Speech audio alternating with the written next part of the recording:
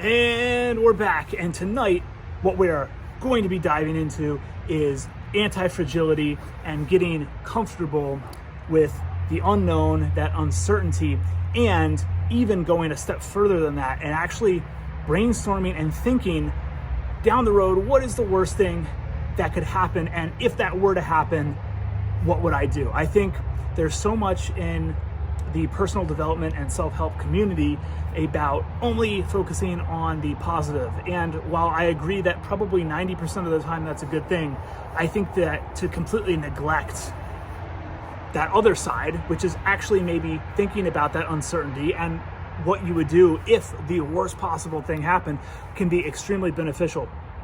And like always, I'll reference the book. It is called Antifragile by Nassim Taleb. It's a great book. Let me get this message out of the way here. Boom. And keep on getting these messages. That is the downside of filming on your phone. Anyway, I'll reference it below. It is Antifragile by Nassim Taleb. It's a great book.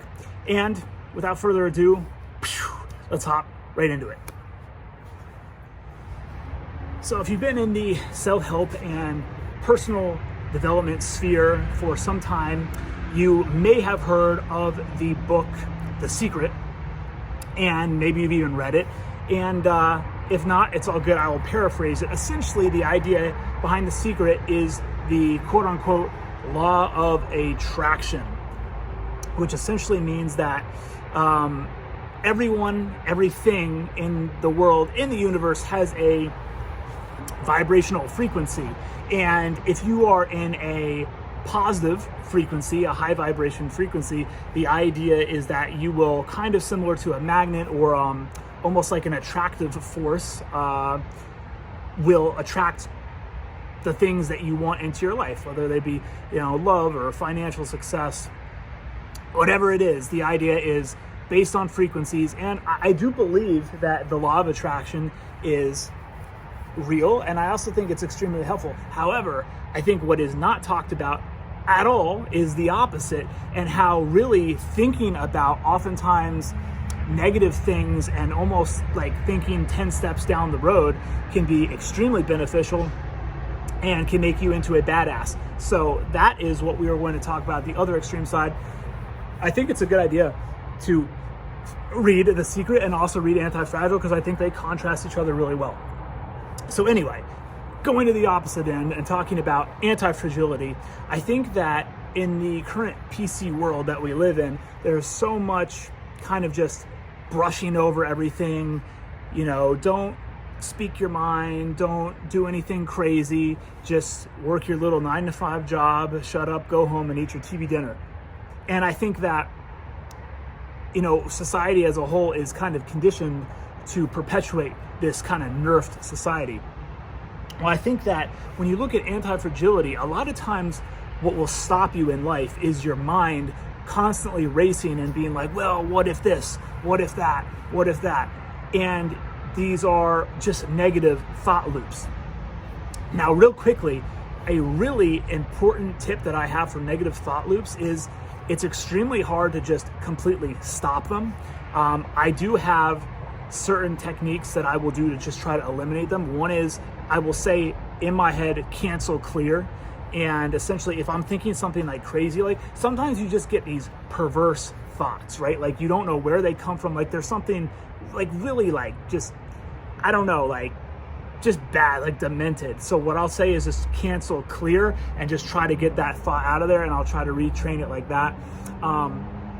It doesn't work a lot of the time. The other thing that I find works a lot better is I will kind of laugh it off. So if I have some really demented or perverse thought, I'll literally be like, wow, this is just so crazy. And I'll almost try to start laughing myself as making a joke out of it, so that it kind of loses all that charge. Because what you'll find is when you can laugh at something, it immediately takes that negative charge away from it and kind of spins it. Another quick kind of frame flip or frame reverse that you can do is start changing the words out with really funny words. So like debacle, I'll use that word a lot, or like pickle, or flabbergasted is a word that I use a lot. You can pick your own words. But pickle, for example, like you can be like, instead of like, wow, man, I'm such an idiot. I suck. I screwed that up so badly. Instead of saying that, it'd be like, man, that situation I got myself in was quite the pickle. That situation I got in was quite the peanut butter and jelly sandwich. And wow, just make up some kind of funny word that you can attach to that and then start saying that, because you realize that it's a lot easier to substitute out the word than it is to completely just get rid of the thought.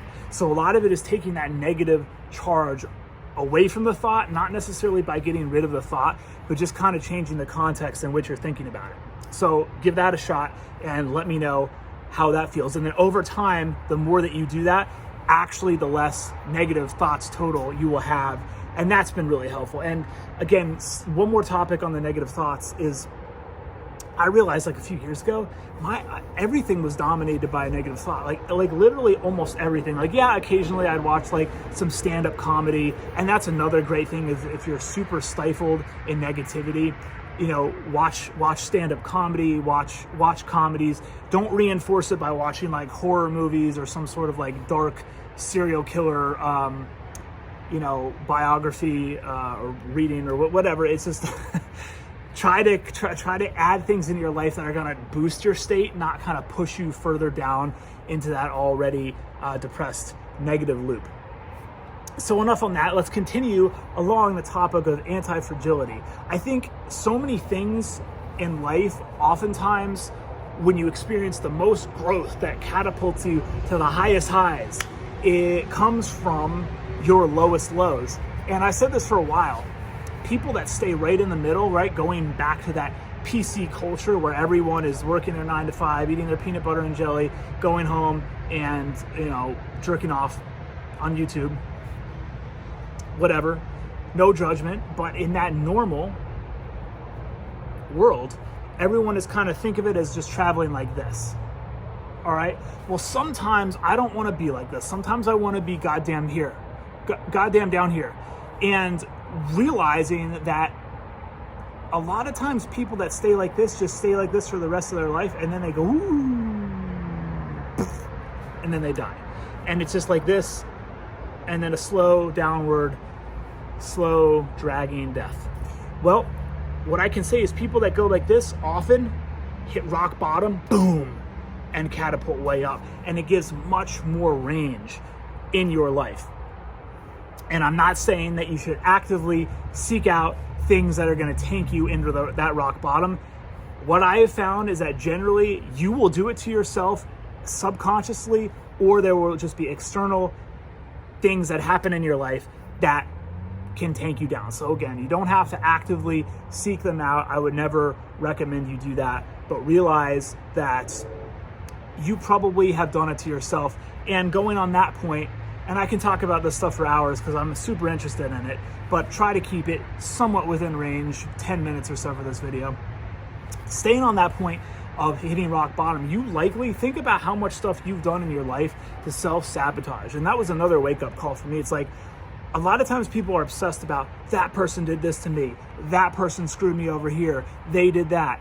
And when you actually look in at yourself and realize, how much did you screw yourself over? How much and how many times did you not take advantage of the resources that were given to you? Or you screwed up a relationship, you self-sabotaged, you didn't get stuff done, right? That's all on you. And it's so much easier, again, to point the finger, but you've literally knocked yourself out, what you've done. So, but realize, like, just as much as you've tanked yourself into the ground, you have the ability to catapult yourself up into the sky. And it really is one of those things where you have to become responsible for yourself. And I think that looking at anti-fragility will help train you to realize that a lot of times those dark things that happen in your life are there for a reason, and you certainly can use them as a means to reach new levels in your life. And remember, it's always a range, and you want to have a life that's not only full of a lot of highs, but ultimately that has a lot of lows too, because it's that contrast, or you could call it dualism, right? Throughout, the universe, there's always that balance, and you want some of each. So I think we covered a fair amount. Read The Secret on the one end, read Antifragile by Nassim Taleb on the other end, and I think that'll give you a kind of better understanding of anti-fragility and the law of attraction. Remember to do the quick reframes where you just put a really funny, hilarious word attached to it and keep on saying that to the point where you start to laugh at it. And anything that has that negative charge, if you can get yourself to laugh over it, you can at least temporarily kind of take that negative charge away from it. And remember, the more that you do these things and the more you do them, boom, boom, it's that cycle. And then you start to really ingrain it to where you actually will have that full personality change and flip, where you don't have to quote unquote fake it till you make it anymore, but you actually literally have hardwired yourself, and on a physiological level, including your brain, rewired it so that that's how you operate. And enjoy the lowest lows and realize that everyone is going to have them, and you don't have to seek them out, but realize that they are there for a reason, and you can definitely rebound, and it gives that contrast. And of course, finally, as we talked about, if you already are in that super negative type of frame, again, go and watch something that's like, comedy, or don't watch the horror movie or something like that. So I think that's about it. Enjoyed filming this video.